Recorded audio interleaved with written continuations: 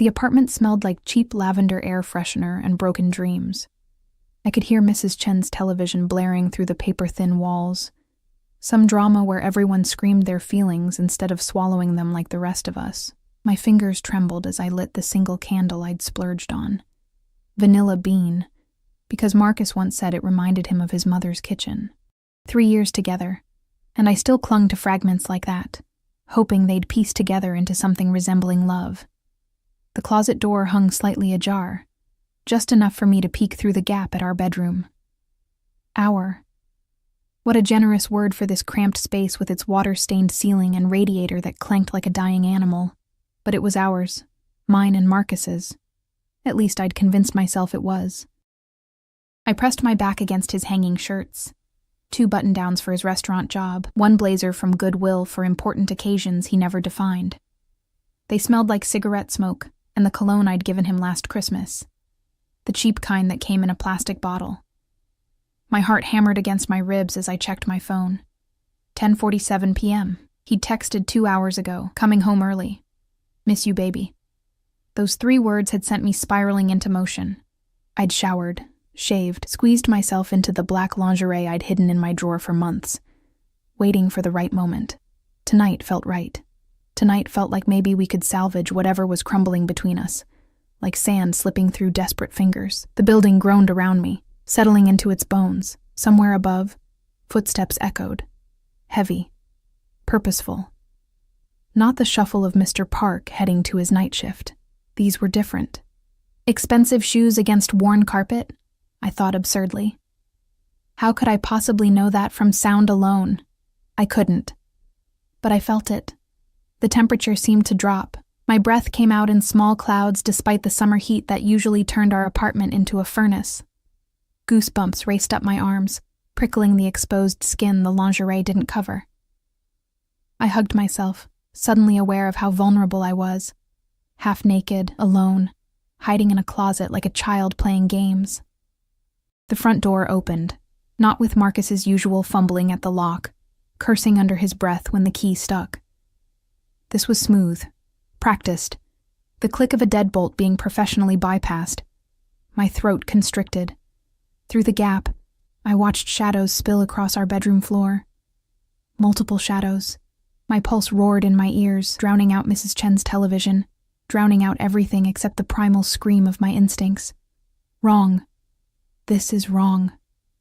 3 men entered my line of vision. The first 2 wore dark suits that probably cost more than my yearly rent. They moved like dancers, like predators, checking corners with the efficiency of people who'd done this 1,000 times. But it was the 3rd man who made my heart forget how to beat. He stood in the doorway, backlit by the hallway's flickering fluorescent light, and I couldn't see his face, only his silhouette. Tall, broad-shouldered, wearing a coat that hung on him like liquid shadow. Even from my hiding spot, I could sense the power radiating off him like heat from asphalt in July. "Clear," one of the suited men said, his voice low and professional. The 3rd man stepped inside. The dim light from my pathetic candle caught him then, and my breath stopped entirely. He was young, maybe early 30s, with sharp cheekbones that could cut glass and dark hair styled with casual precision, beautiful in the way a blade is beautiful.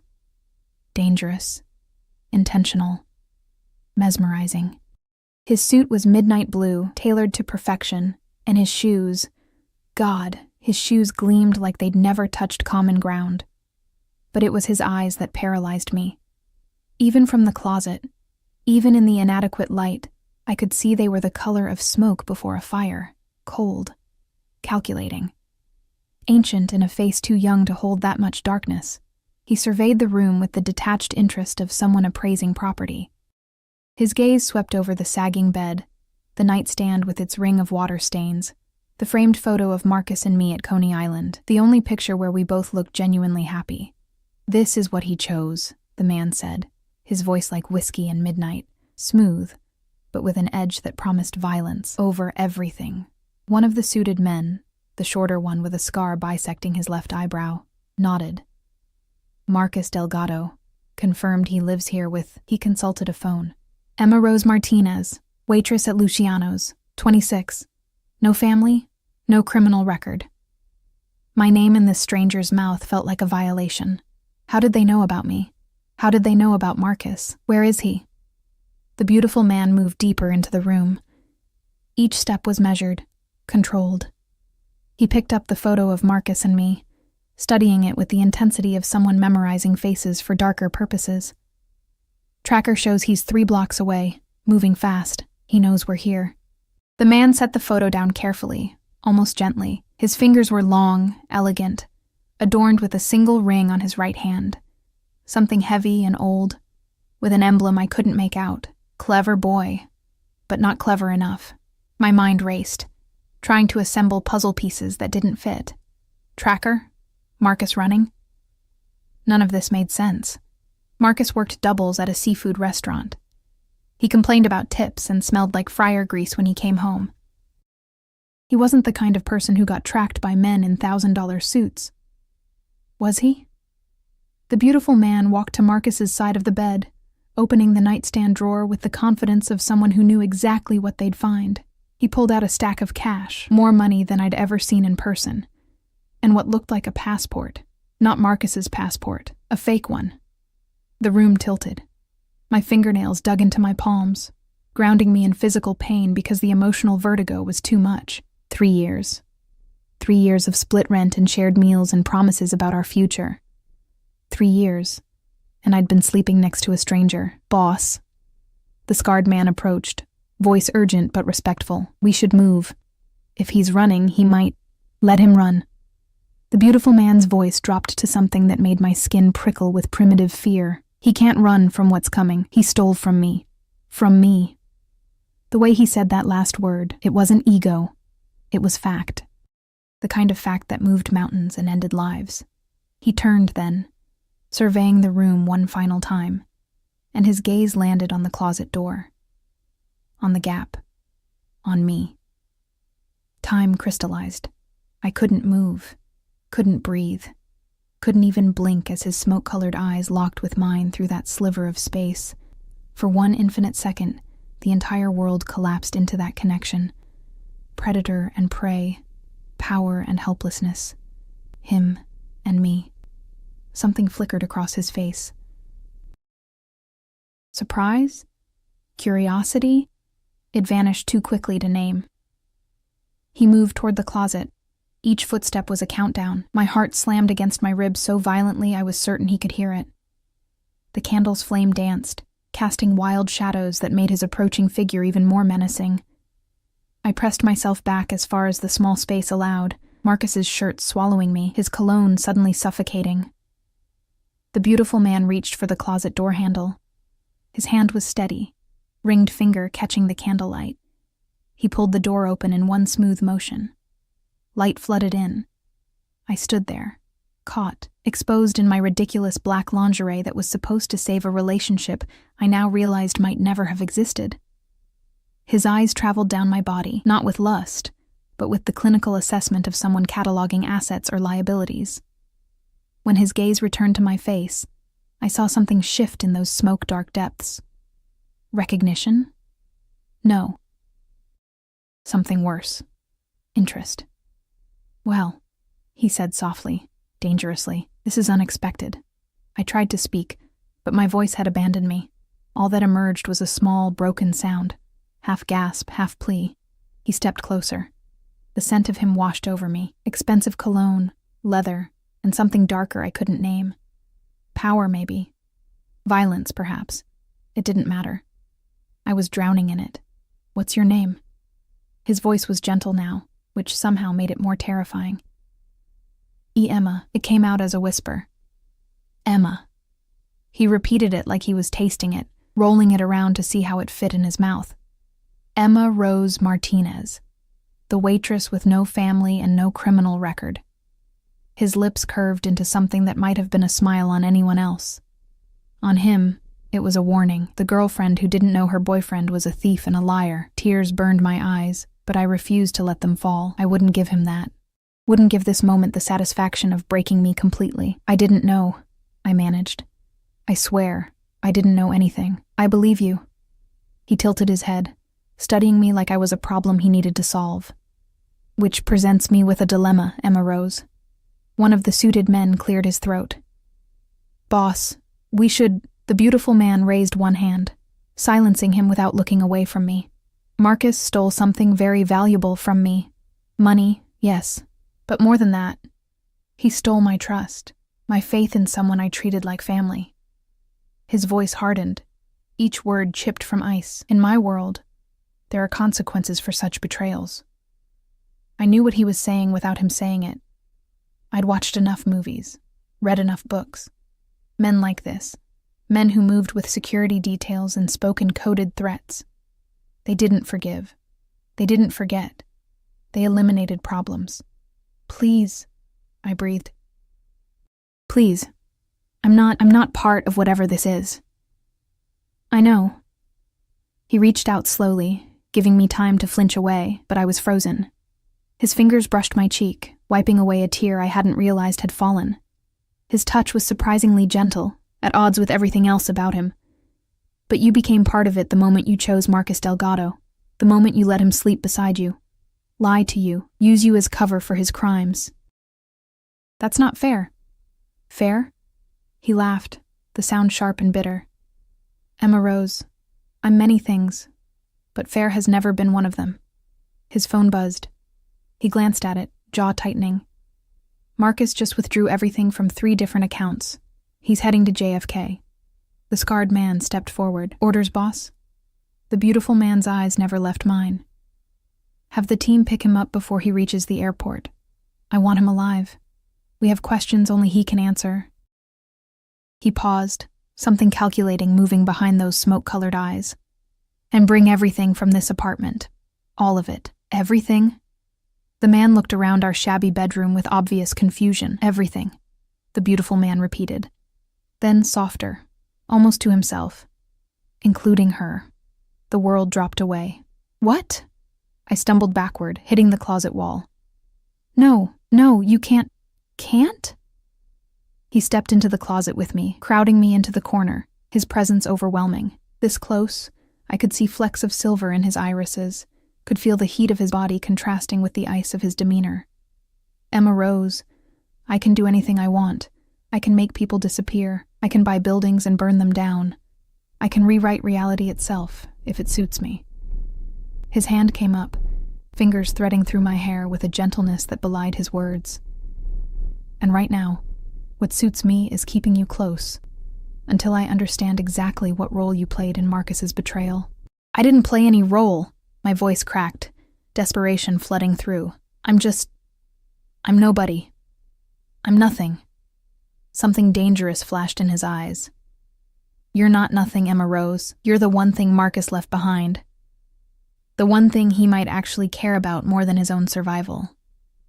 He leaned in, his breath ghosting across my ear as he whispered, "Which makes you the most valuable thing in this apartment."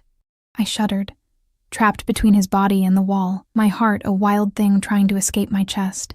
He pulled back slightly, studying my face with that unsettling intensity. "What were you doing?"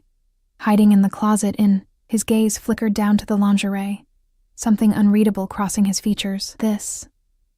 Humiliation burned through me, hot and acidic. "I was surprising my boyfriend," I said, the words bitter. "It was supposed to be romantic." He tasted the word like it was foreign. "You were waiting in the dark, dressed in black lace, ready to seduce a man who was already halfway to another country with my money." When he put it like that, I sounded like the biggest fool alive. Maybe I was. "Get her something to wear," the beautiful man ordered without looking away from me. "Something appropriate. We're leaving." "Where are you taking me?" Fear gave my voice strength. "You can't just kidnap me." "Kidnap?" His eyebrow arched. Such a harsh word. I prefer to think of it as protective custody. After all, when Marcus realizes we have you, he might do something desperate, something that could put you in danger from people far less. He paused, searching for the word. "Civilized than I am." "You're not civilized," I spat, finding courage in terror. "You're Careful." The word was silk over steel. "Be very careful what you call me, Emma Rose. I'm showing you mercy you don't deserve simply because you're an innocent caught in someone else's web. Don't mistake mercy for weakness." One of the men returned with clothes. My clothes, grabbed hastily from my dresser. Jeans, a sweater. Nothing that matched, but I was past caring about fashion. The beautiful man stepped back, giving me space but blocking the exit. "Get dressed," he said. "We have a long night ahead of us." My hands shook as I reached for the clothes. "And if I refuse?" His smile was a beautiful, terrible thing. "Then you ride to my estate in your lingerie, and everyone on my staff gets a show. Your choice, Emma Rose. I'm feeling generous tonight." It wasn't a choice. It was never a choice. I dressed quickly, awkwardly, trying to maintain some shred of dignity while 3 strangers watched. The beautiful man had the grace to turn slightly, though I could still feel his awareness of me like a physical touch. When I was clothed, he gestured to the door. "After you. My things. Being packed as we speak. You'll have everything you need." "I need my life back," I whispered. His expression softened, just for a moment. "Your life with Marcus was a lie, Emma Rose. I'm actually doing you a favor, some mercy." As I walked out of my apartment, past the men efficiently stripping it of everything I owned, past the neighbors peeking through cracked doors, past the life I'd built from nothing, I felt the beautiful man's hand settle on the small of my back, possessive, protective, proprietary. The night air hit me like a slap. A black SUV waited at the curb, windows tinted so dark they reflected nothing but shadows. The scarred man opened the rear door, and the beautiful man guided me inside with that same gentle pressure. He slid in beside me, close enough that our thighs touched. The door closed with a heavy thunk that sounded like a prison cell locking. "Drive," he ordered. As we pulled away from the only home I'd known in New York, I turned for one last look. The building was already fading into the distance, becoming just another forgotten structure in a city of millions. "What's your name?" I asked quietly. He glanced at me, those smoke-colored eyes unreadable. "Does it matter?" "You know mine. Every detail of my life, apparently. I should at least know what to call the man who's kidnapping me." His lips curved. "Dante. My name is Dante Salvatore." He extended his hand formally, absurdly, as if we'd just met at a cocktail party. "And I'm not kidnapping you, Emma Rose. I'm saving you." I didn't take his hand. He didn't seem offended, merely withdrew it and settled back against the leather seat. "Saving me," I repeated hollowly. "From what?" "From Marcus. From the consequences of his choices. From the life you would have lived believing his lies." He turned to look at me fully, and perhaps, from yourself. "That doesn't make sense." "It will." His voice dropped to something almost hypnotic. "By morning, everything will make sense. Or nothing will. Either way, Emma Rose Martinez, your life as you knew it ended the moment I opened that closet door." I believed him.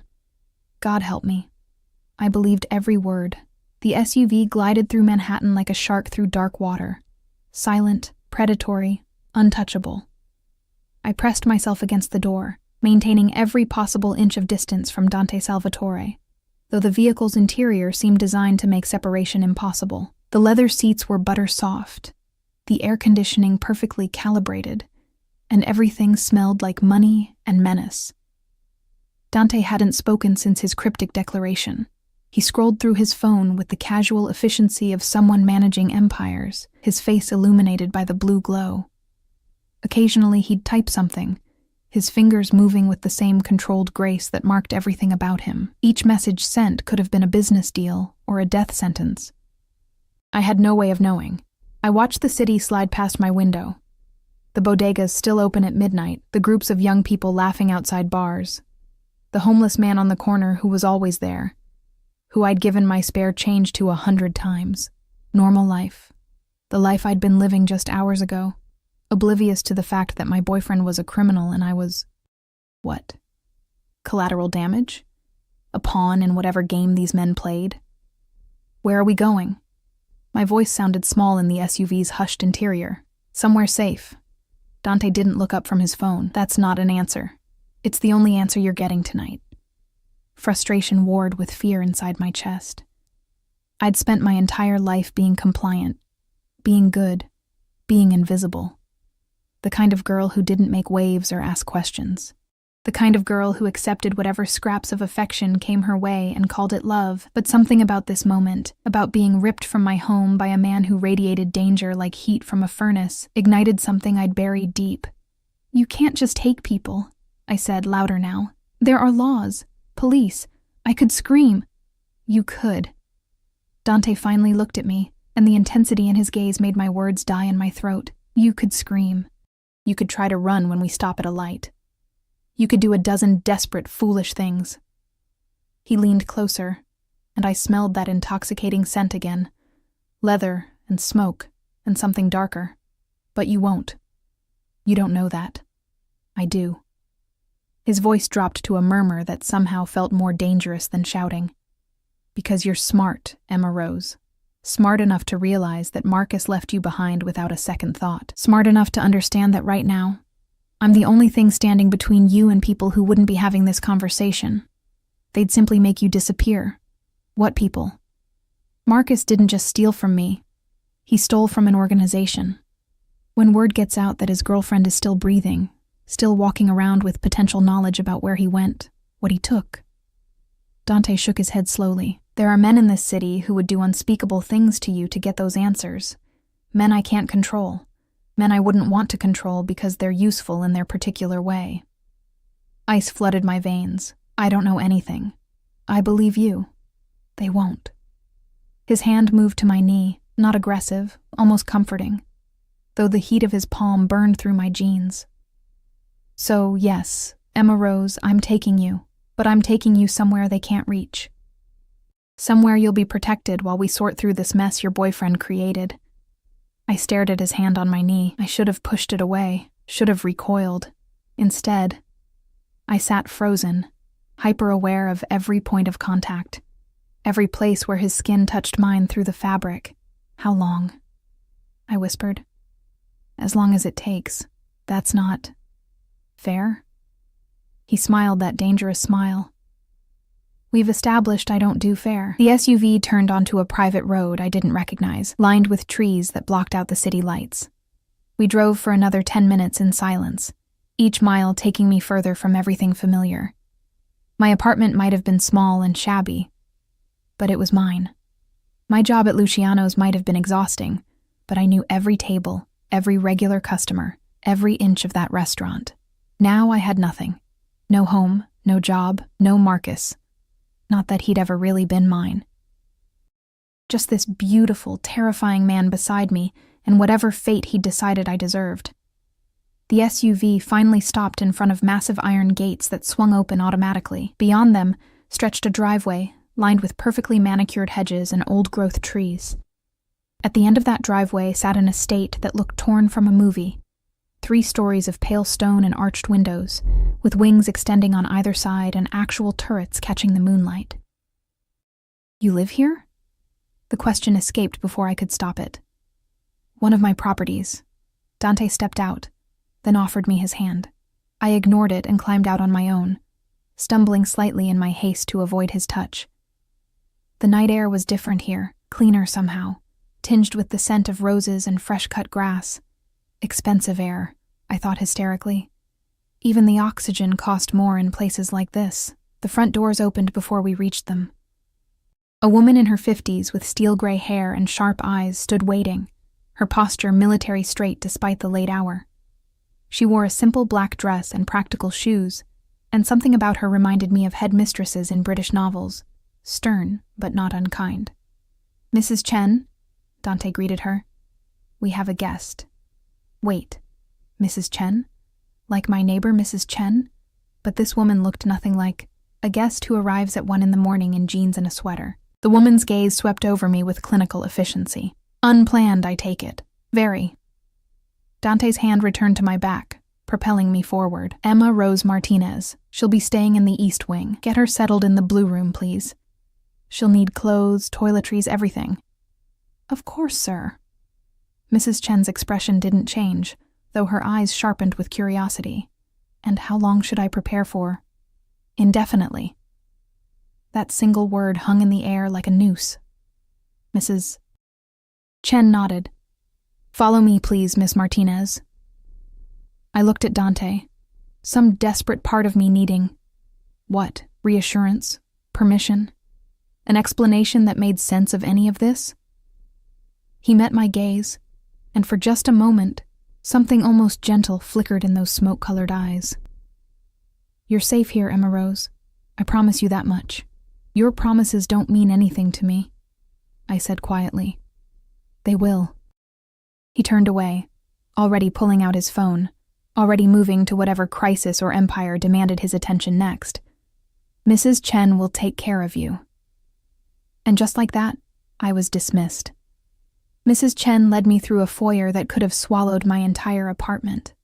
Marble floors stretched in every direction, reflecting the light from a crystal chandelier that probably cost more than everything I'd ever owned combined.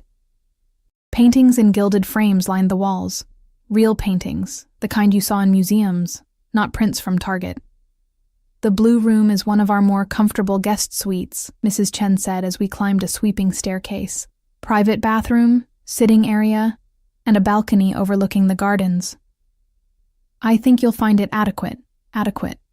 The word was so absurd I almost laughed. Or cried. I wasn't sure which. "I don't understand what's happening," I said, my voice echoing in the vast space. "I don't understand any of this." Mrs. Chen paused on the landing, turning to face me. Her expression softened slightly, though her eyes remained sharp. "Mr. Salvatore doesn't explain himself often, Miss Martinez. But if he says you're safe here, you are. He's many things, but he keeps his word. He kidnapped me. Did he?" She tilted her head. "Or did he remove you from a situation that would have ended very badly without his intervention?" I wanted to argue, to insist that I'd been fine, that I could have handled whatever came. But we both knew it was a lie. I'd been hiding in a closet in lingerie, waiting for a man who was running from the mob. I hadn't been fine. I'd been a fool. Mrs. Chen resumed walking, and I followed numbly through corridors that seemed to stretch endlessly. Finally, she stopped at a door, opening it to reveal a room that made my eyes water with its casual luxury. The bed was enormous, draped in blue silk that matched the curtains framing French doors. A sitting area featured a velvet sofa, and chairs arranged around a fireplace with an ornate mantel. Fresh flowers in crystal vases perfumed the air. Everything gleamed with the kind of cleanliness that came from dedicated staff, not DIY bleach and prayer. "The bathroom is through there, Mrs. Chen pointed to another door. "I'll have clothes brought up within the hour. Your size is... How do you..." I stopped. They'd ransacked my apartment. They knew everything. "Small, size 4. Shoe size? 7. She made notes on her phone with efficient taps. "Preferences for breakfast?" The question was so bizarrely normal that I almost laughed again. "I don't... Coffee? Toast? I'll have chef prepare a selection. You'll eat at 8 in the morning room unless Mr. Salvatore requests otherwise." She moved to the door, then paused. "Miss Martinez, a word of advice. Don't try to leave. The grounds are monitored, and the gates are locked. You wouldn't make it 50 feet before security found you, and that would only complicate an already difficult situation. So, I'm a prisoner. You're protected." Her voice was firm, but not unkind. "There's a difference, though I understand it may not feel that way now. Give it time. Things often become clearer in the morning." She left, closing the door with a soft click. I stood in the center of that beautiful room, surrounded by luxury I'd never imagined I'd touch, let alone sleep in, and felt more alone than I'd ever been in my life. At least in my apartment, I'd had the illusion of control. Here, I was adrift in someone else's world, governed by rules I didn't understand and couldn't escape. I walked to the French doors, opening them onto a balcony that overlooked gardens illuminated by strategically placed lights. Roses climbed trellises, a fountain splashed somewhere in the darkness. The air smelled like jasmine and money. Beyond the gardens, I could see the high wall surrounding the property, topped with what I assumed was security measures I couldn't identify from this distance. A gilded cage, I thought. Beautiful, but still a cage. My phone buzzed in my pocket. I'd forgotten I still had it. The screen showed 3 missed calls from Sarah, my coworker at Luciano's, and a text. "Girl, where are you? You were supposed to open today and Tony is pissed today." It was already tomorrow. I'd lost hours to this nightmare, and the world had kept spinning without me. Tony would fire me, of course. Wouldn't matter that I'd been kidnapped by the Mafia. I'd missed my shift, and at places like Luciano's, you were replaceable before the door finished closing behind you. I started to text back, then stopped. What would I even say? Sorry, can't come in. Being held hostage by a gorgeous crime lord because my boyfriend stole from him? The phone was suddenly plucked from my hand. I spun to find Dante standing in the doorway to the balcony. I hadn't heard him enter, hadn't heard anything. He moved like smoke, like shadow. There one moment, gone the next. Impossible to pin down or predict. You can't have this. He pocketed my phone with casual authority. Not yet. That's mine. Everything you have is mine now, Emma Rose. Your safety, your secrets, your life. I own all of it until this situation is resolved. He stepped onto the balcony, crowding me against the railing. The garden lights cast his face in sharp relief. All angles and shadows and barely leashed danger. Do you understand what that means? I lifted my chin, refusing to be intimidated even though my heart was trying to escape my chest. It means you're a controlling bastard who thinks he can play God with people's lives. Something flickered in his eyes. Surprise? Amusement? Most people don't speak to me that way. I'm not most people. No. His voice dropped to that dangerous murmur. No, you're not. His hand came up, fingers tracing my jawline with a gentleness that contradicted everything else about him. You're the girl who hid in a closet to seduce a man who didn't deserve her. The girl with no family, no safety net, no one to call when the world falls apart. The girl who spent her entire life being invisible. Each word was a scalpel, cutting away the pretense I'd wrapped around myself like armor. You don't know anything about me, I whispered. I know everything about you. His thumb brushed across my lower lip, and I hated the way my breath caught.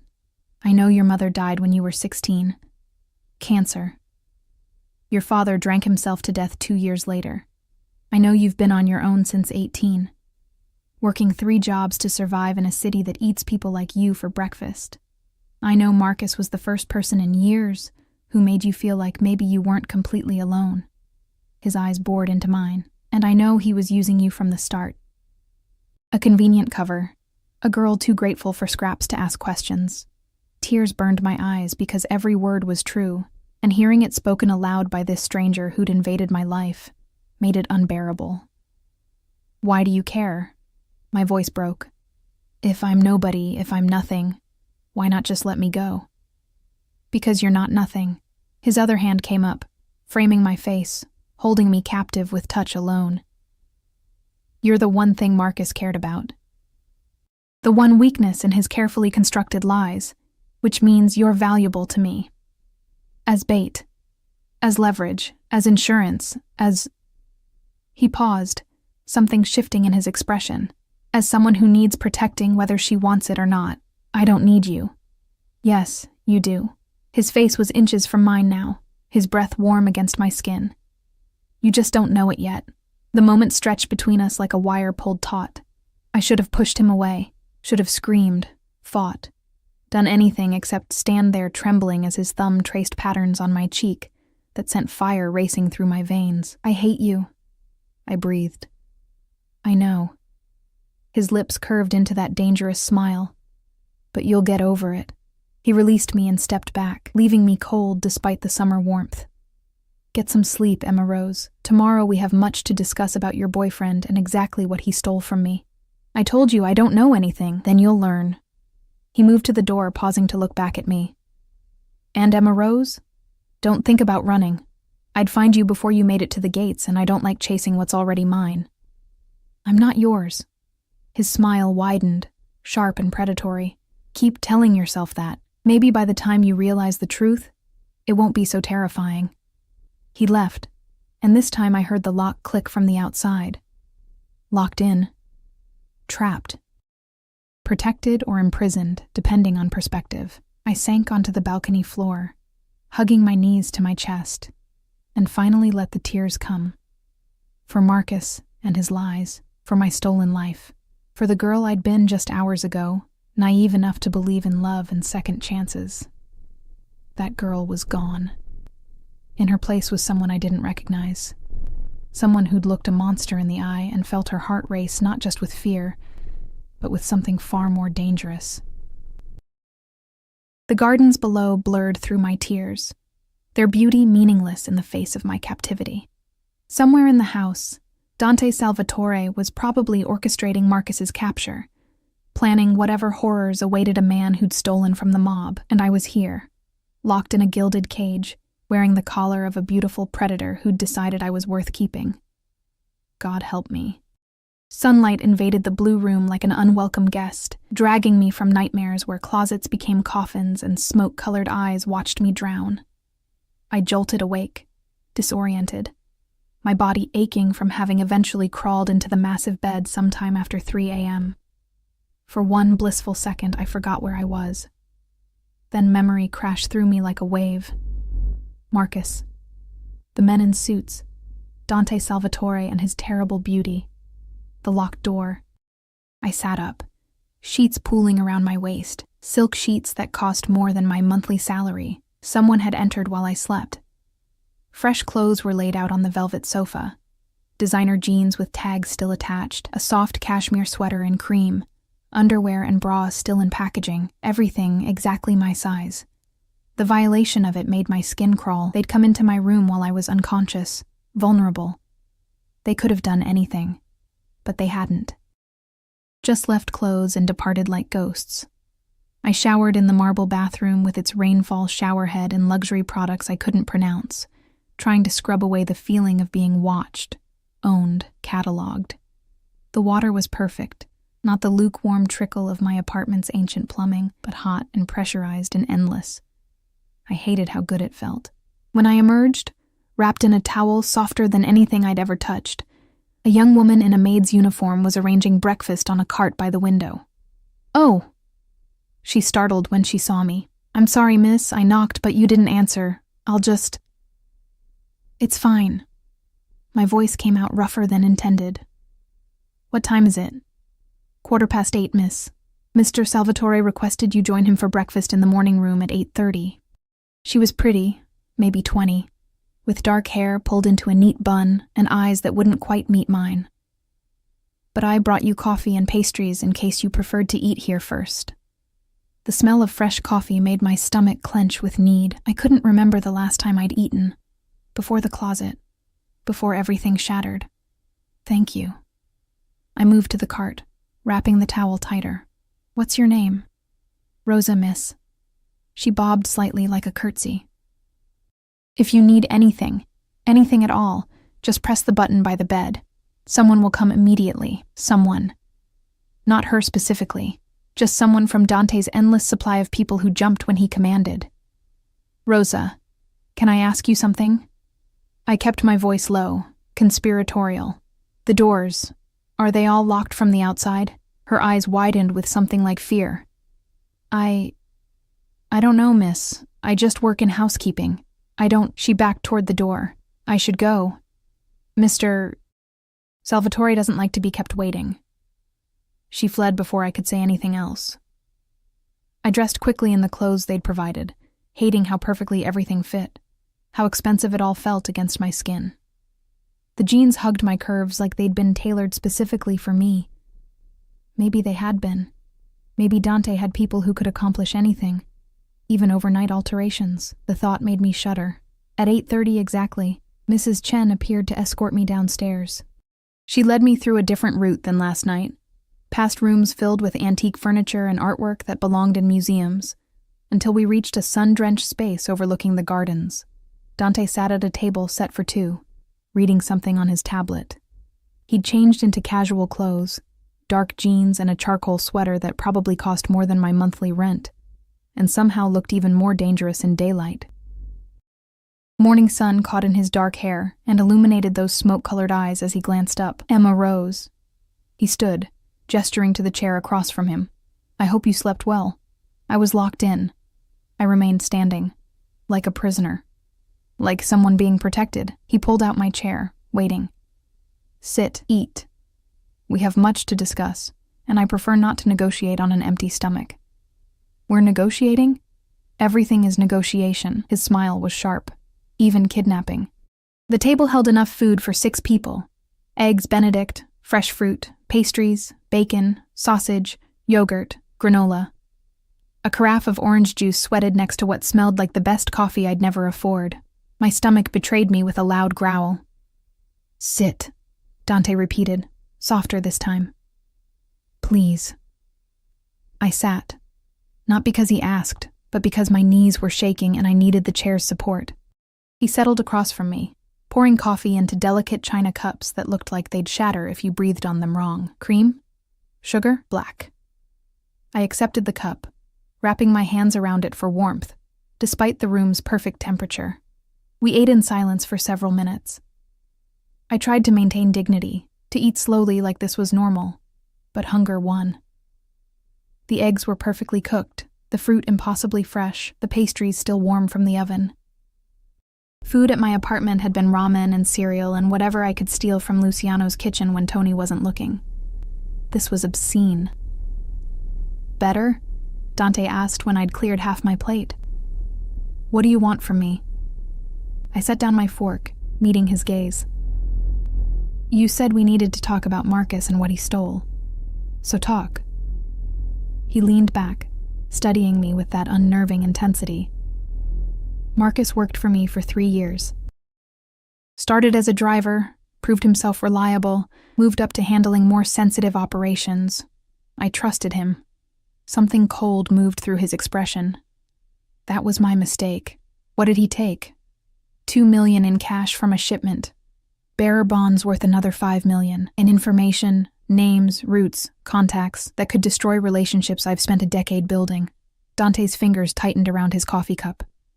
"But mostly, he took my trust. In my world, that's worth more than money.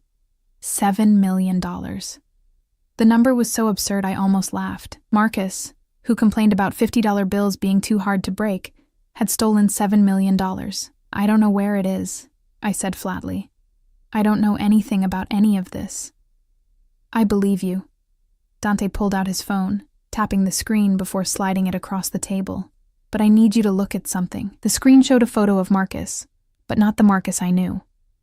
This Marcus wore an expensive suit and smiled at someone off camera with an ease I'd never seen. He looked confident, powerful. Nothing like the anxious man who worked doubles and worried about rent. "That was taken 6 months ago," Dante said, "at a club in Miami. He was supposed to be negotiating a deal with our suppliers. Instead, he was establishing contacts for his escape." He swiped to another photo. Marcus with a blonde woman in a red dress, her arms around his neck, his hand on her waist. They looked like a couple. They looked happy. My coffee turned to acid in my stomach. "Her name is Vanessa Cortez," Dante continued, his voice clinically detached. "She's a lawyer who specializes in helping people disappear. New identities, offshore accounts, everything needed to vanish completely." Another swipe. More photos.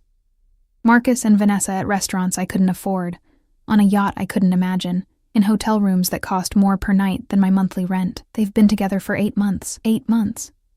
While he was sleeping in my bed, complaining about his boss, promising me we'd save up for a real vacation someday. 8 months of lies layered on more lies. "Why are you showing me this?" My voice sounded distant, like it belonged to someone else. "Because you need to understand that the man you thought you loved never existed." Dante's eyes bored into mine. "You loved a ghost," Emma rose. "A carefully constructed fiction designed to provide cover while he planned his betrayal." "Stop." The word came out broken. "Just stop." "I can't stop." He reached across the table, his hand covering mine. His touch was warm, solid, real in a way that made my head spin. "You need to see this, all of it. Because when Marcus realizes we have you, he's going to try to use your feelings against both of us." I yanked my hand away. I don't have feelings for him anymore. How could I, after... I gestured at the phone, at the evidence of Marcus's double life. "After seeing that, good." Something that might have been approval flickered in Dante's expression. "Then you'll help me." "Help you how?" Marcus will contact you. He'll try to convince you he still cares, that everything was for you, that he has some noble reason for what he did. Dante stood, moving around the table until he was behind my chair. His hand settled on my shoulders, warm and heavy, and somehow comforting despite everything. When he does, I need you to play along. Make him think you believe him. Get him to tell you where he is, so you can kill him. So I can get back what he stole and ensure he never betrays anyone again. His hands tightened slightly. What happens to him after that is between Marcus and his conscience. You mean he won't have one after you're done with him? Dante's laugh was low and dark. I like that you're not naive about what I am, Emma rose. It makes things simpler. I should have been terrified, should have recoiled from his touch, from his casual acknowledgement of violence. Instead, I found myself leaning back slightly, seeking the warmth of his hands, the solid presence of him behind me. What was wrong with me? What if I refuse? I asked. What if I won't help you? His hands slid from my shoulders down my arms in a slow, deliberate caress that sent shivers racing through me. Then you remain my guest until Marcus has found another way. Comfortable, protected, but still here. Still mine. I'm not yours, he finished, bending so his lips were near my ear. I know, you keep saying it. But Emma Rose, every time you say it, it becomes less true. You feel it, don't you? The way your body responds when I touch you. The way your breath catches when I'm near. The way you leaned into my hands just now, seeking comfort from the monster who took you. I jerked away, standing so fast my chair toppled backward. You're delusional. Am I? He straightened, watching me with those predatory eyes. Or am I simply honest about what's happening between us while you're still lying to yourself? Nothing is happening, isn't it? He moved closer, stalking me around the table until my back hit the wall. You hate me. You fear me. But there's something else there too, Emma Rose. Something that terrifies you more than I ever could. He was too close, overwhelming my senses with his presence. I could see silver flecks in his irises, could smell leather and expensive cologne, could feel heat radiating from his body like a furnace. You're wrong, I whispered, but even I could hear the lie in my voice. His hand came up, cupping my face with that same gentleness that contradicted everything else about him. Am I? Then why is your pulse racing? Why are you trembling? Why haven't you pushed me away? Because I couldn't. God help me, I couldn't. His thumb traced my lower lip, and my breath hitched. His eyes darkened with something I recognized from the closet. Not lust exactly, but possession. Ownership. The absolute certainty that I belonged to him whether I admitted it or not. This is insane, I breathed. Yes. His other hand settled on my waist, pulling me closer until our bodies were nearly touching. But insanity is my specialty. The moment stretched, taut and terrible and electric.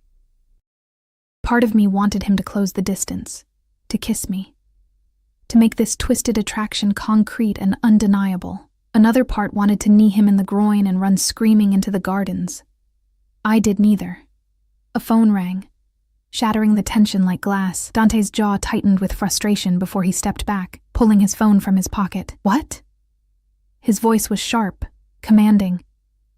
He listened for a moment, his expression going cold and hard. When? And you're certain? Another pause. I'll be there in 20 minutes. Keep him secured until I arrive. He ended the call and looked at me with something that might have been regret. They found Marcus. He's being brought to my office downtown.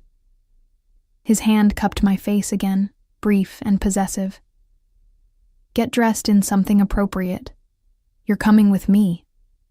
Why would I? Because you need to see him, Emma Rose.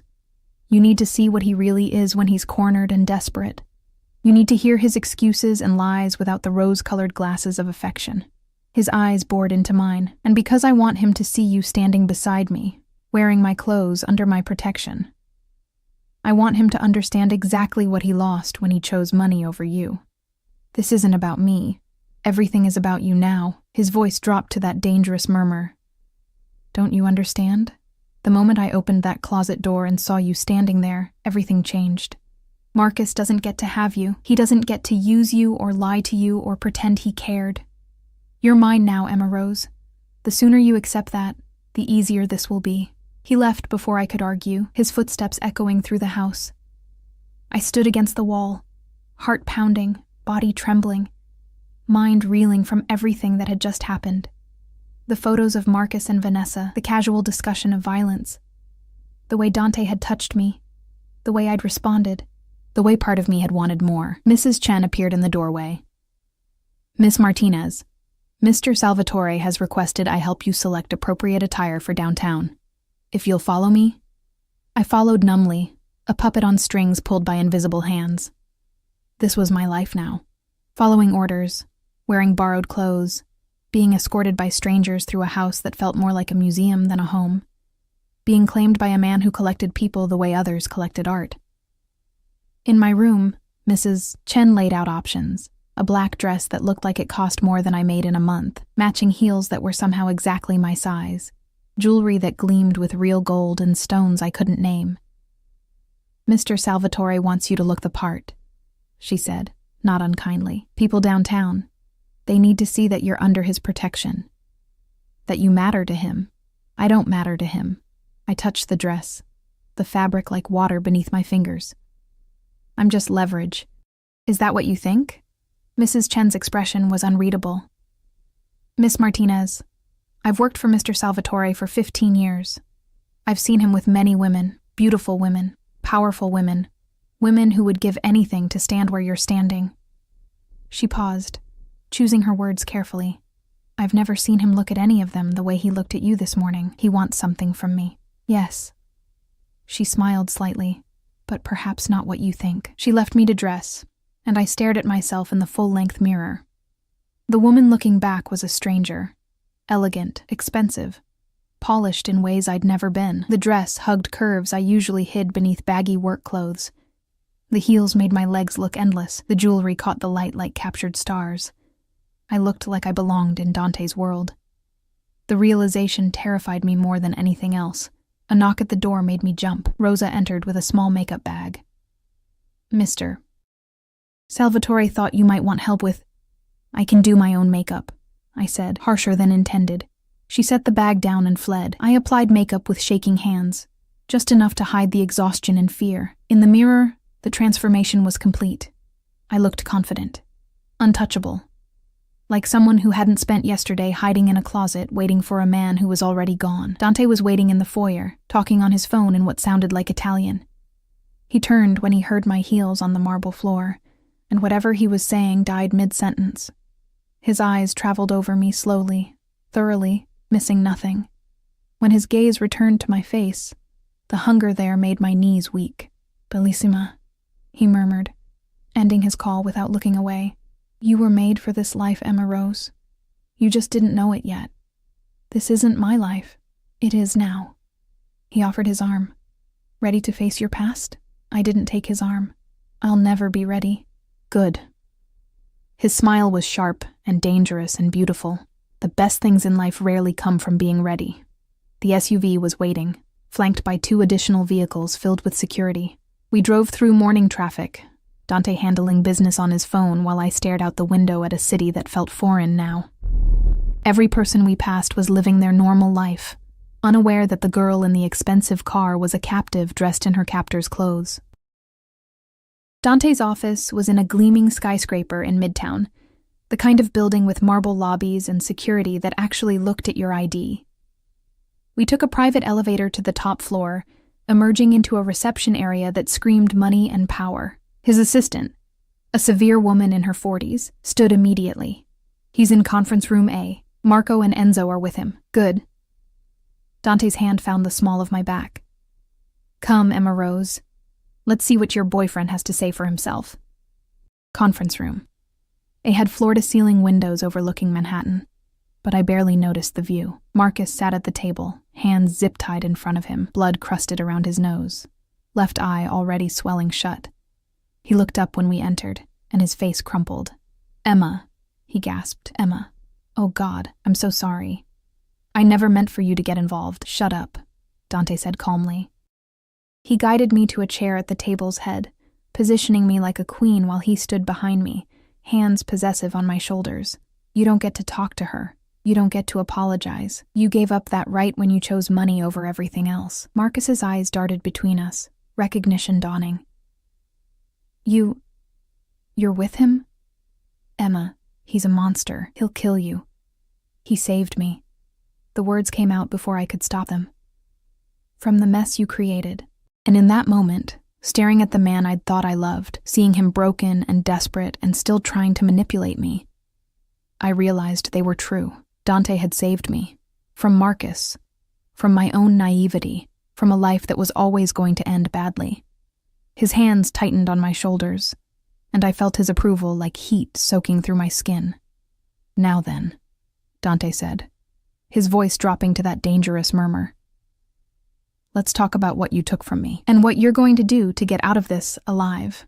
Marcus started talking, words tumbling over themselves in desperate confession, and I sat there, dressed in diamonds and designer labels, feeling Dante's hands anchor me to this new reality, and understood that whatever happened next, I could never go back to the girl I'd been. That girl had died in a closet. This version, the one sitting beside a monster who made her feel more alive than any good man ever had, was all that remained.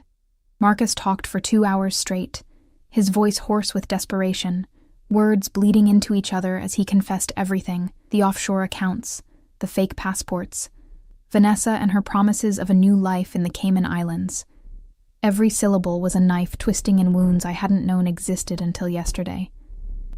I sat motionless through it all, Dante's presence behind me like a stone guardian. His hands never left my shoulders, thumbs occasionally brushing my collarbone in small, possessive circles that should have repulsed me, but instead grounded me, kept me from floating away into the numbness threatening to swallow me whole. I never meant to hurt you, Em, Marcus said for the 100th time, his good eye pleading. You have to believe that. Everything I did, it was supposed to give us a better life. No more roaches in the apartment, no more double shifts, no more me being useful, I interrupted, my voice surprisingly steady. That's what you mean, isn't it? Once you had enough money to disappear, you didn't need the struggling girlfriend providing cover anymore. Marcus flinched. That's not... It's exactly true. Dante's voice was silk over razors. You kept her poor, kept her grateful, kept her too exhausted to ask questions. Classic manipulation. Almost admirable in its thoroughness. His hand slid from my shoulder to my throat. Not threatening, just possessive, his fingers resting against my pulse. Unfortunately for you, she's not your concern anymore. Emma. Please. Tears tracked through the blood on Marcus's face. I loved you. I still... Don't. The word cracked like a whip. I stood abruptly, Dante's hand falling away, and walked to the windows overlooking Manhattan. The city sprawled beneath us, millions of people living their ordinary lives, while mine detonated in this glass tower. Don't you dare say you loved me. Love doesn't lie. Love doesn't use. Love doesn't abandon someone in an apartment about to be raided by criminals looking for answers. Behind me, I heard Marcus's sharp intake of breath. He hadn't thought about that. About what would have happened if Dante's men had arrived and I'd been there alone, unknowing, vulnerable. The money, Dante said. All business now. Where is it? Vanessa has it. Most of it, anyway. Marcus slumped in his chair, defeat written in every line of his body. She was supposed to meet me at JFK, but when I got there, she was gone. No text, no call, nothing. She took everything and disappeared. Loyalty among thieves, Dante murmured. How poetic. One of his men, Marco, the scarred one from last night, leaned in and whispered something. Dante's expression went cold and hard, all trace of humanity vanishing like smoke. Find her, he ordered. And when you do, bring her to the estate. I want to have a conversation about people who steal from me. His eyes flicked to Marcus. Take him to the South Warehouse. Keep him breathing until I decide what his life is worth. No, please. Marcus struggled against his restraints as Marco hauled him up. Emma, tell him.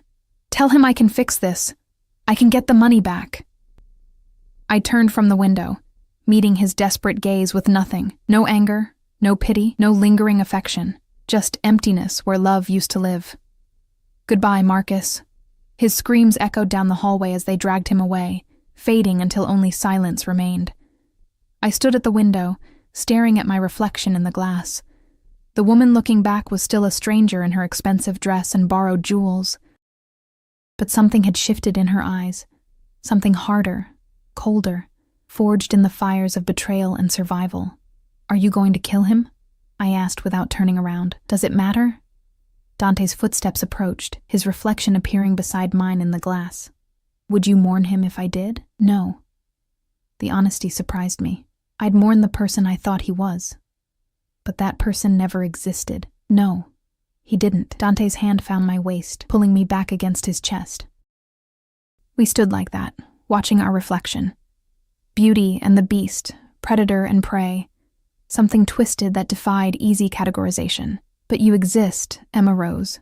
You're real, painfully, brutally real. I don't feel real." I leaned into him despite every instinct screaming not to. "I feel like I'm watching someone else's life from outside my body. That's shock." His other hand came up, brushing hair from my face with surprising tenderness. "It'll pass. And when it does, you'll have to decide who you want to be in this new reality. What if I want to go back? To my apartment, my job, my normal life? There is no going back." His arms tightened around me. "Even if I let you walk out of here right now, which I won't, you'd never be safe. Marcus talked to too many people, made too many promises using your name as leverage. There are men in this city who think you know where the money is, who believe you were part of the plan from the start." His lips brushed my temple, the gesture achingly gentle. "The only way you survive is under my protection, which means staying exactly where you are. In your cage. In my life."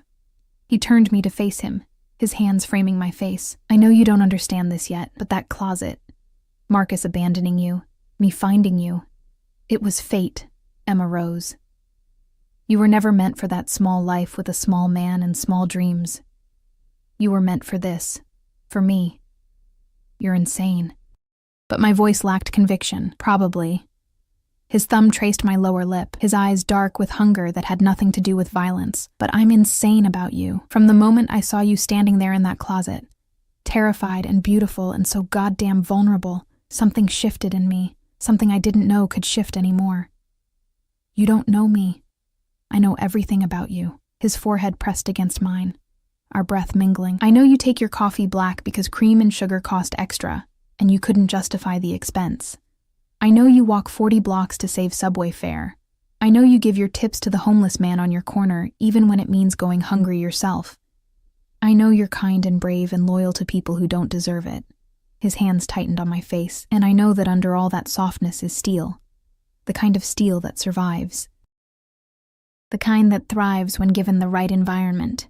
And you're the right environment?" I should have pulled away, should have slapped him. Should have done anything except stand there letting his words sink into my skin like poison or cure. I couldn't tell which. "I'm the only environment." His lips hovered over mine, close enough to kiss but holding back. "Say yes, Emma Rose." "Yes to what?" "To this. To me. To letting me give you everything Marcus promised but never could. Safety. Luxury.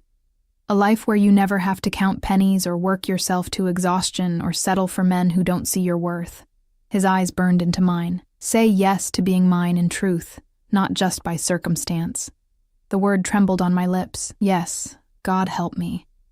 Yes, but some part of me, the part that still remembered who I'd been 24 hours ago, fought back. "I need time," I whispered. "You have until tonight." He released me, stepping back, the distance between us suddenly vast and cold. "I'm hosting a charity gala at the estate. Everyone who matters in this city will be there. You'll stand beside me, wear the diamonds I give you, and let them all see that you're under my protection. That you're mine. And if I refuse, you won't." He adjusted his cuffs, the gesture casual but his eyes still burning. "Because you're starting to understand what I've known since last night. We're inevitable, Emma Rose. You can fight it, delay it, deny it. But in the end, you'll come to me. You'll choose this life. You'll choose me. Your ego is astounding. My certainty is earned, He moved to the door, pausing to look back. Mrs. Chen will help you prepare for tonight. Dress, hair, makeup, everything will be provided. All you have to do is show up and look like you belong at my side. What if I can't? What if I look at all those people and realize I'm just a waitress playing dress-up in a world that was never meant for me? Something softened in his expression. Then you look at me, Emma Rose. Only me. And you remember that I've seen you at your most vulnerable, hiding in a closet in lingerie meant for another man. And I still chose you. Not for what you can give me, not for leverage or manipulation, but because when I looked in your eyes, I saw someone worth keeping. He left before I could respond, the door clicking shut with a finality that echoed through my bones. I sank into the nearest chair, legs suddenly unable to support me. The room smelled like leather and expensive cologne, and the lingering scent of Marcus's fear. Outside the windows, the city continued its relentless march toward evening, indifferent to the fact that my entire existence had been rewritten in less than 24 hours. My phone, the one Dante had taken last night, appeared on the table in front of me. I hadn't heard anyone enter, but there it was, placed carefully beside a bottle of water and 2 pills in a small dish. A note in elegant handwriting. For the headache you're trying to hide, and your phone, in case you need to say goodbye to your old life properly. D. I stared at the phone like it might bite me. Turning it on felt like opening Pandora's box, letting the outside world intrude on whatever strange bubble I'd been trapped in since Dante Salvatore entered my life. But I needed to know, needed to see what remained of Emma Martinez, waitress, nobody, girl who hid in closets, 17 missed calls from Sarah, 32 texts ranging from concerned to furious, 3 voicemails from Tony firing me in progressively angrier messages, an eviction notice from my landlord, emailed at 6 this morning. My entire life, dissolved in a series of digital notifications. I should have felt devastated, should have mourned the loss of everything I'd built from nothing. Instead, I felt relief. Like shackles I hadn't known I was wearing had finally fallen away. God, what was wrong with me? I typed a message to Sarah. I'm okay. Had to leave town for a family emergency. Don't worry about me. Take care. Emma. A lie? But what else could I say? Actually, I'm being held captive by a mafia boss who's decided I belong to him, but the food is amazing and he might be right. I sent it before I could overthink, then powered the phone off and set it face down on the table. That life was over. The question was, who would I become in its place? The estate transformed as evening approached. Staff materialized like spirits, hanging lights in the gardens, arranging flowers in crystal vases, setting up bars and food stations with military precision. Through my bedroom window, I watched luxury cars begin to arrive, depositing women in gowns that cost more than I used to make in a year and men in tuxedos that fit like second skins. This was Dante's world, power and wealth and beauty so casual it stopped being remarkable and became simply expected. Mrs. Chen had indeed helped me prepare, bringing a team of stylists who worked on me like I was a sculpture to be perfected. My hair fell in glossy waves that had taken an hour to achieve. My makeup was dramatic but flawless, emphasizing cheekbones I didn't know I had. And the dress. The dress was a masterpiece of midnight blue silk that matched Dante's eyes, fitted to my body with a couture precision that made me look like I'd been born to wear such things. Diamonds glittered at my throat and ears. Real diamonds, Mrs. Chen had assured me, from Dante's private collection. He wants you to outshine every woman here, she'd said while clasping the necklace. He wants them to look at you and understand that you're not just another guest. You're his. Now, standing before the mirror, I barely recognized myself. This woman was confident, elegant, dangerous in her beauty. This woman could stand beside Dante Salvatore and not look like she didn't belong. This woman terrified me. A knock at the door made me turn. Dante entered without waiting for permission, and the sight of him stole my breath. He wore a tuxedo that had clearly been tailored for his body specifically, every line and angle emphasizing the predatory grace of his movements.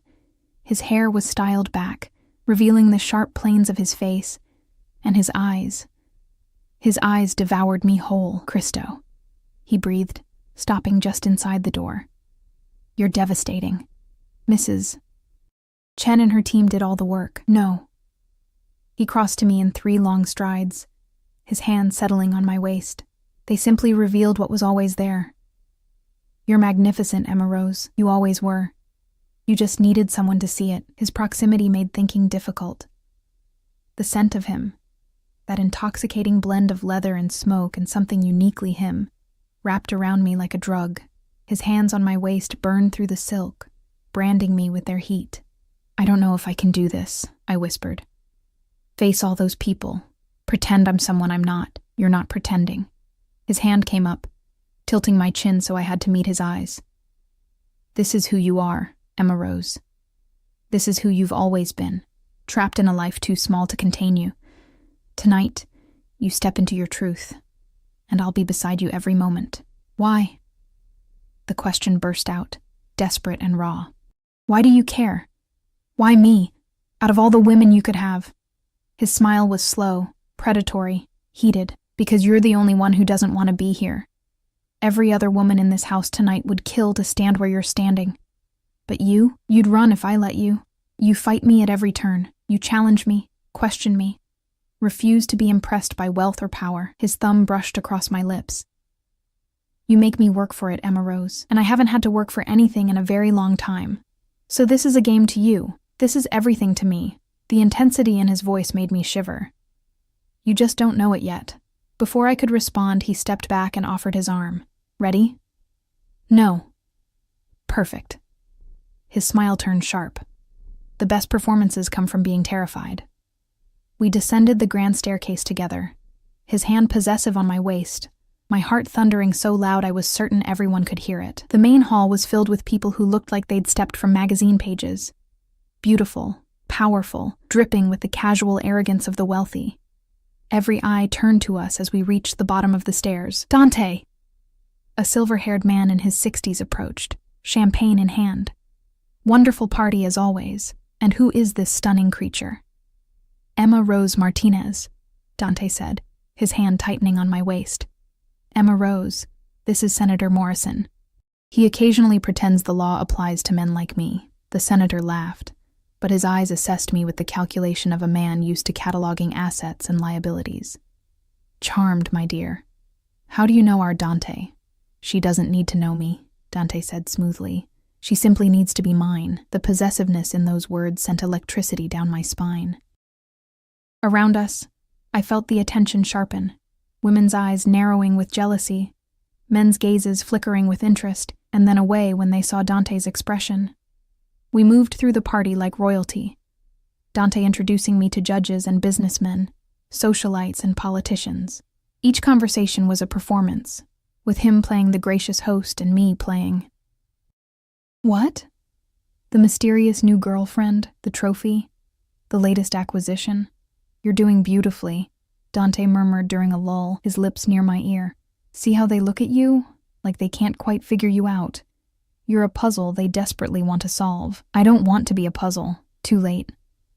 His hand slid lower on my back, just above the curve of my hip. You're mine now, which makes you the most interesting person in this room. A woman approached then, tall, blonde, beautiful in a cold, calculated way. She wore red silk like armor and smiled at Dante with the intimacy of someone who'd shared more than conversation. Dante, darling. She air-kissed both his cheeks, ignoring me completely. I haven't seen you in ages. Where have you been hiding? Working, Isabella. His tone was polite but distant. You remember what work is, don't you? Her laugh was sharp. Barely, darling. Life's too short to waste on anything as tedious as work. Her eyes finally landed on me. Dismissive. And who's this? Another charity case you're helping? Before Dante could respond, I heard myself speak. Actually, I'm the woman he can't stop touching. You remember what that's like, don't you? Isabella's smile froze. Around us, several people coughed into their drinks. Dante's hand squeezed my hip. Approval or warning, I couldn't tell. Emma Rose has a refreshing directness. I find it charming. How quaint. Isabella's eyes went cold. Well, do enjoy your evening. She swept away in a cloud of expensive perfume and wounded pride. That was dangerous, Dante said once she was gone. Was it wrong? No. His smile was proud, possessive, heated. It was perfect. You're learning, Emma Rose.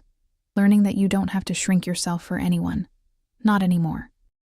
The evening blurred after that, champagne I barely touched. Conversations that felt like chess matches, Dante's constant presence at my side both anchor and chain. Every time someone asked how we met, he'd smile mysteriously and change the subject. Every time a man's gaze lingered too long, Dante would pull me closer, his body language screaming mine in ways that should have offended me, but instead made me feel safe, wanted, claimed in ways I'd never experienced. It was intoxicating. It was terrifying.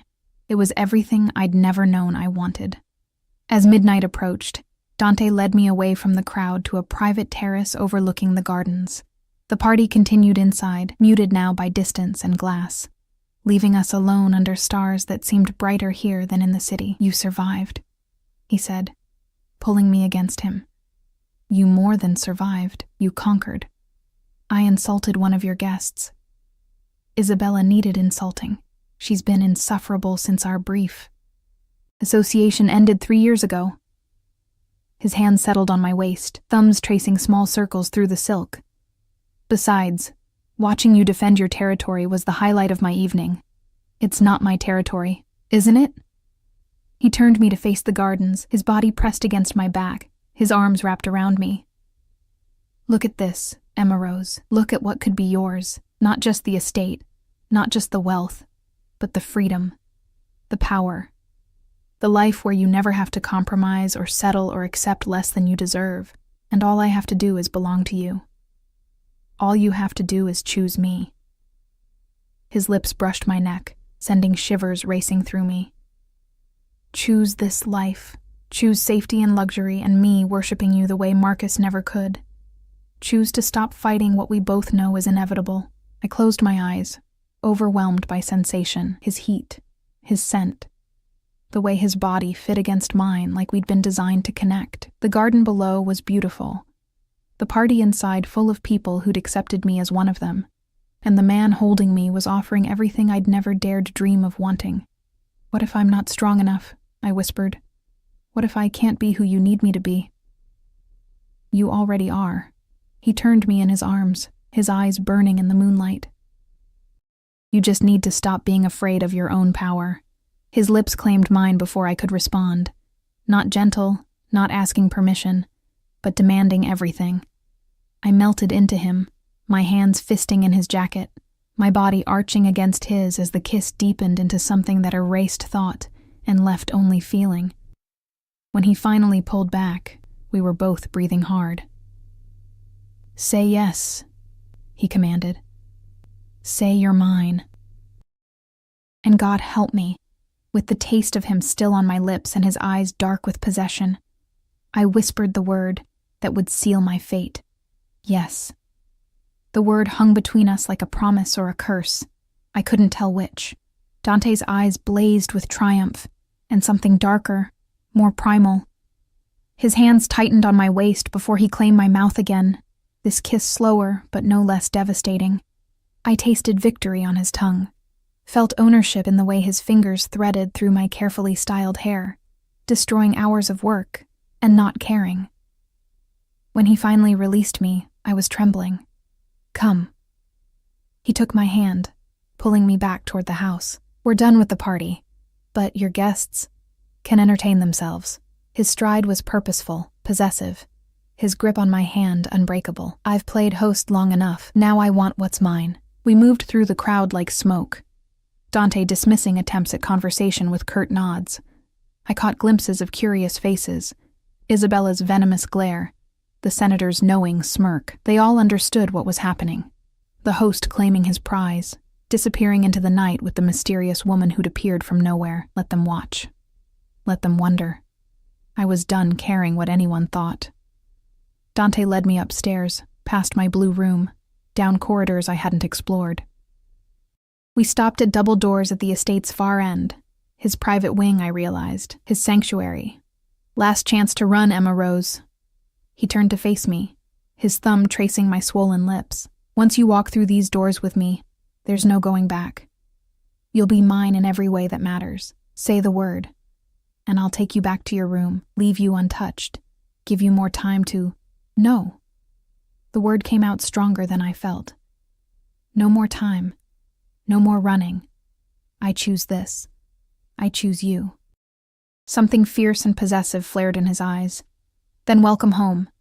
The doors opened to a suite that made my blue room look like a closet. Floor-to-ceiling windows overlooked the estate, moonlight spilling across hardwood floors and furniture that whispered of old money and older power. But I barely noticed the opulence. My attention was consumed by Dante as he shrugged out of his jacket, loosened his tie, became less polished businessman and more dangerous predator. Scared? He asked, stalking toward me, terrified. Good. His hands found my zipper, drawing it down with agonizing slowness. Fear keeps you sharp, keeps this real. The dress pooled at my feet, leaving me in nothing but diamonds and lace. I should have felt exposed, vulnerable. Instead, I felt powerful under his gaze, like a goddess being worshipped by a man who'd built empires but would burn them all for one more touch of my skin. Bellissima, he breathed, fingers tracing the diamond necklace resting against my collarbone. These look better on you than they ever did in the vault. Everything looks better on you, even chains. The question escaped before I could stop it. His smile was dark. Especially chains.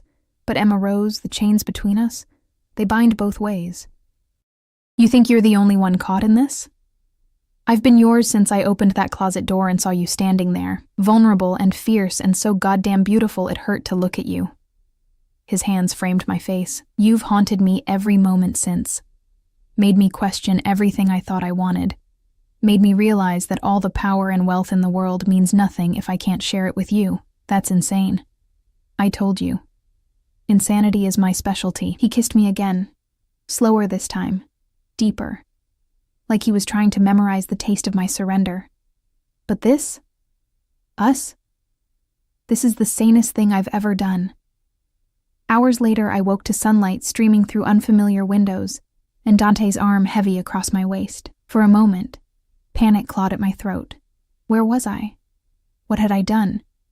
Who was this man beside me? Then memory returned in a flood of sensation and choice. The party. The kiss. The word that changed everything. I'd chosen this. Yes, chosen him. Chosen a life I'd never imagined I deserved. Dante stirred, pulling me closer, his face buried in my hair. Stay, he murmured, voice rough with sleep. Don't run. Don't regret. Just stay. I'm not running. My voice was steadier than I felt. Not anymore. His eyes opened, smoke-colored and searching, looking for truth in my expression. Whatever he saw made him relax. Good, because we have much to discuss about your future. Our future. What about Marcus? The question had to be asked. And Vanessa? And the money they stole? Already handled. Dante sat up, the sheet falling to his waist, exposing the lean muscle and faded scars that mapped a violent history across his skin. My people found Vanessa last night. She's currently in a holding cell explaining exactly where she hid my money and how she planned to disappear. As for Marcus, his expression hardened. He'll live. Barely. But he'll spend the rest of his miserable existence wishing I'd killed him instead of just taking everything that mattered. His freedom, his pride, his future, all gone. That seems fair? Dante's smile was sharp. I told you I don't do fair, but I do keep my promises. I said I'd protect you, Emma Rose. That means eliminating every threat to your safety and happiness. Marcus endangered both. He pays the price. I should have felt horror at his casual discussion of violence. Instead, I felt relief. Marcus was alive but neutralized. The threat was over. I could breathe without waiting for the other shoe to drop. What happens now? I asked. Do I stay locked in your estate forever? A beautiful prisoner in a gilded cage? No. Dante pulled me into his lap, his arms wrapping around me. Now you decide what you want your life to look like. Want to finish college? I'll pay for the best schools. Want to start a business? I'll provide capital and connections. Want to do absolutely nothing except spend my money and look devastating? That's acceptable too. His hands tightened on my waist. The only non-negotiable is staying with me. Everything else is yours to choose. Just like that? You'd give me anything I wanted? Haven't you been listening? His voice was almost exasperated. I'd give you everything, Emma Rose. The world itself, if you asked. You're not a prisoner. You're a partner. My partner. The woman who'll stand beside me and make this empire mean something beyond money and power. I pulled back to study his face, searching for lies or manipulation, but his eyes were clear, intense, honest in a way I'd never seen from Marcus. This man, this dangerous, beautiful, impossible man, meant every word. I want to go back to school, I said slowly, testing the boundaries of this new reality. I had to drop out when my dad died. I was studying literature, wanted to teach. Done. Which university? Columbia, maybe? Or Columbia it is. I'll have my assistant handle the applications and transfer credits. You'll start next semester. He said it like it was already accomplished, like money could solve anything. Maybe it could. What else? I want to help people like me, girls who age out of foster care, who have no one, who end up in situations with men like Marcus because they're desperate for connection. My voice strengthened as the idea took shape. I want to start a foundation, scholarships, housing assistance, job training, everything they need to build real lives instead of just surviving. Dante's expression softened into something that looked almost like wonder. You've thought about this. I've lived it. I know what it's like to be invisible, disposable, forgotten. No one should feel that way. I met his gaze. Can you understand that? Can a man like you, who's never wanted for anything, understand what it means to have nothing? I understand more than you think. His hand came up, tracing the line of my jaw. I grew up in poverty, Emma Rose. Violence and hunger and watching my mother work herself to death trying to keep food on the table. Everything I have, everything I am. I built it from blood and sacrifice and choices that haunt me every day. His eyes darkened with old pain. So yes, I understand.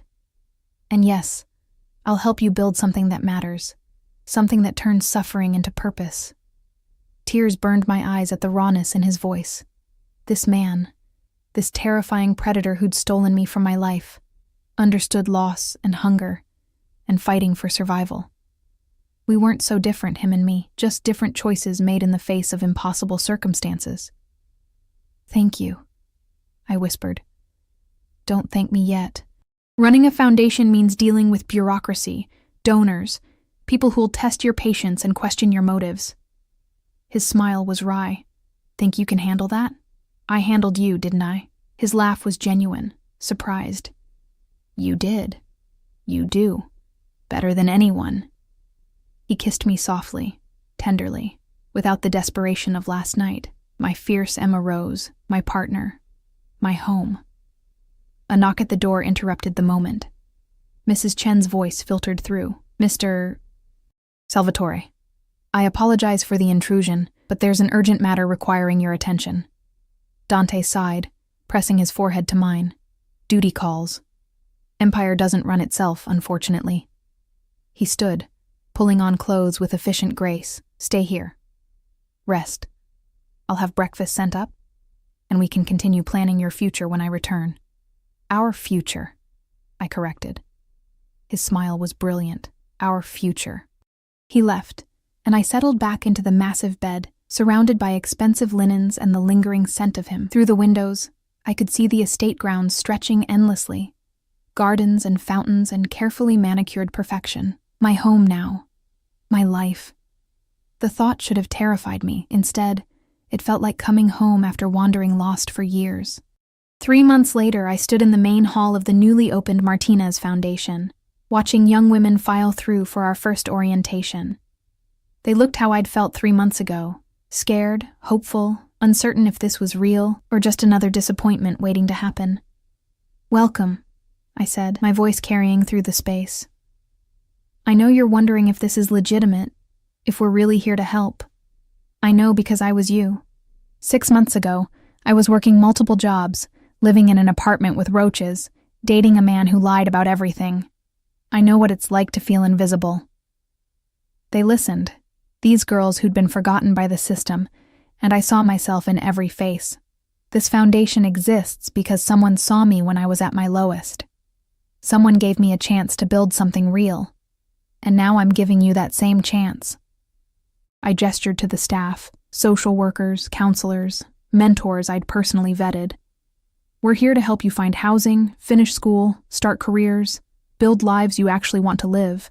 No strings attached, no judgment, just support. Applause rippled through the crowd. After the orientation, they dispersed to meet with counselors, and I found myself alone in my office, a space I'd decorated with books and comfortable furniture, making it welcoming rather than institutional. Dante appeared in the doorway, leaning against the frame with that predatory grace that still made my heart race. You were magnificent. I was nervous. Didn't show. He crossed to me, pulling me into his arms. They believed every word because it was true. Because you lived it and survived and turned it into something meaningful. His lips brushed my temple. I'm proud of you, Emma Rose. I couldn't have done this without you. Yes, you could have. You would have found a way eventually. I just gave you resources and removed obstacles. He tilted my chin up, his eyes soft. But I'm glad I could help. Glad I get to watch you transform lives the way you transformed mine. Still dramatic, I see. Always. His smile was unrepentant, but also truthful. You made me want to be more than a man who takes what he wants. You made me want to deserve you. You already do. Lie better. But his eyes crinkled with humor. My phone buzzed. A text from Sarah, my former co-worker at Luciano's. We'd reconnected after I'd finally explained everything, and she'd been surprisingly understanding. Her message read, "Saw the article about your foundation in the Times. So proud of you. Coffee soon?" I showed it to Dante. She wants to meet.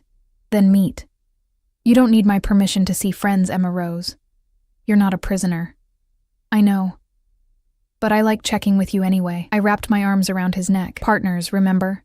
We make decisions together. Partners, he agreed, kissing me thoroughly enough to make my toes curl, though I reserve the right to be possessive when other men look at you. Other men always look, and I always make sure they know you're taken. His expression turned serious. Speaking of which, there's something I want to discuss. He pulled a small box from his pocket, and my heart stopped. Don't panic, he said quickly. I'm not proposing. Not yet. I know you need time to fully trust this, to believe it's real. He opened the box to reveal a ring, white gold with a single diamond that caught the light like captured starlight. This is a promise ring, a promise that when you're ready, when you believe completely that this is forever, I'll ask properly. With a bigger ring and a romantic gesture that would make your literature professors weep. His thumb brushed my cheek. But until then, wear this. Let it remind you that you're mine and I'm yours, and nothing, not time or circumstance or our twisted beginning, changes that fundamental truth. Tears blurred my vision as he slipped the ring onto my finger. It fit perfectly, of course. Everything Dante did was perfect, planned, executed with the precision of a man who left nothing to chance. I love you, I whispered. The words came easier now than they had the first time I'd said them, weeks ago in the darkness of his bedroom. I know it's insane and probably some kind of Stockholm syndrome, and my therapist would have a field day. Your therapist thinks I'm good for you. Dante grinned. I may have donated to her clinic.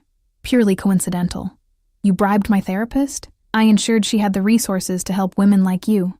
If she happens to think our relationship is healthy as a result, well... He shrugged, unrepentant. I told you I eliminate obstacles. I laughed, the sound free and genuine. You're impossible. I'm yours. He kissed me again, slower, deeper, with the certainty of a man who'd claimed what he wanted and would never let go. As you are mine, forever, Emma Rose. If you'll have me. I looked at the ring on my finger, the office I'd built, the foundation helping girls who'd been invisible like me. I thought about the girl in the closet, waiting for a man who'd already abandoned her, thinking that was love. That girl was gone. In her place stood a woman who'd survived betrayal and kidnapping, and falling for a monster, who turned out to be something more complicated, a man capable of terrible violence, but also fierce protection, ruthless ambition, but also surprising tenderness.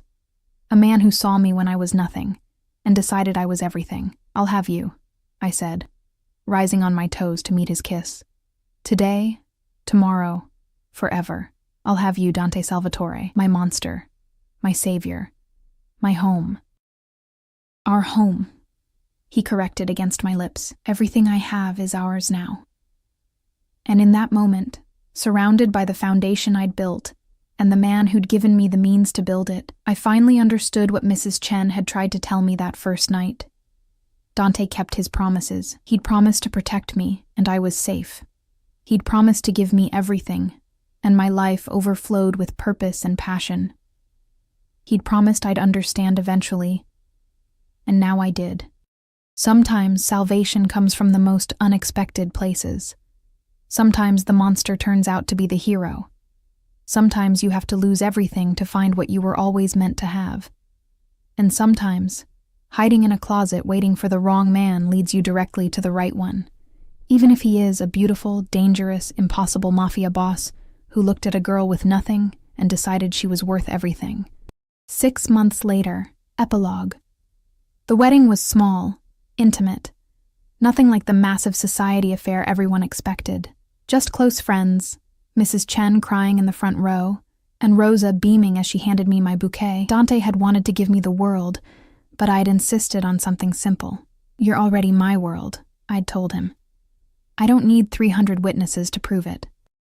Now, standing at the altar in the estate's garden, the same gardens I'd stared at from my balcony that first night, feeling trapped, I looked at the man waiting for me with smoke-colored eyes full of love and possession and unshakable certainty. "Ready?" my escort asked. Sarah had insisted on walking me down the aisle, claiming she'd known me longest and earned the right. More than ready, we walked through rose arbors toward my future, toward the man who'd stolen me from one life and given me another, toward the partner who supported my dreams and challenged me to be more than I'd ever imagined, toward home. Dante's eyes never left mine as I approached. When I reached him, he took my hands, his thumb brushing the promise ring I still wore alongside my engagement ring. "Hello, wife," he whispered. "Not yet," I whispered back. "Close enough." His smile was pure happiness, untainted by darkness or danger, and soon, officially, forever. The ceremony was beautiful, our vows simple but meaningful. When the officiant pronounced us married, Dante kissed me like he was claiming me all over again. Possessive, passionate, perfect. The reception was chaos in the best way. Dancing and laughter and toasts that ranged from heartfelt to scandalous. Isabella had been invited purely so she could watch me marry the man she'd wanted, and her expression alone made the entire evening worthwhile. As midnight approached, Dante pulled me away from the party to the same terrace where I'd said yes 6 months ago. "Happy?" he asked, wrapping me in his arms. Disgustingly so. I leaned into him, the wedding dress rustling like whispers. "Thank you." "For what?" "Everything.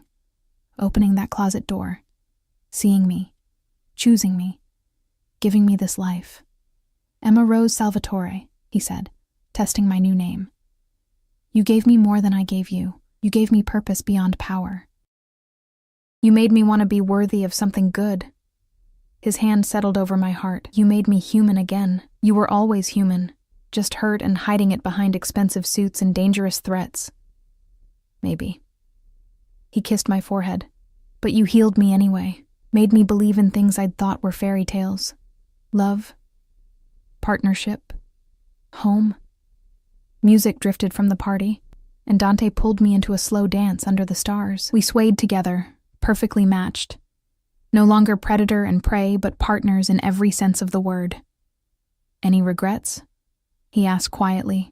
I thought about the girl in the closet, the waitress counting pennies, the woman who'd thought Marcus was her only chance at love.